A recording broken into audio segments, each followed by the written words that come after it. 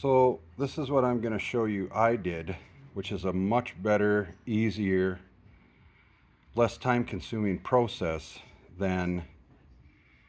what other people will show you on YouTube to replace speaker grill or rear speaker grill on a 2003 Toyota Camry. So what I started with was the old grills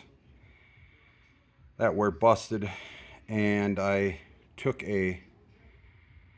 flat bladed wood chisel and carefully pried up on the old grills and snapped off the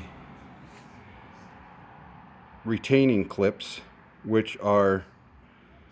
put through that panel and then melted on the other side. Then trim them off with a pair of dikes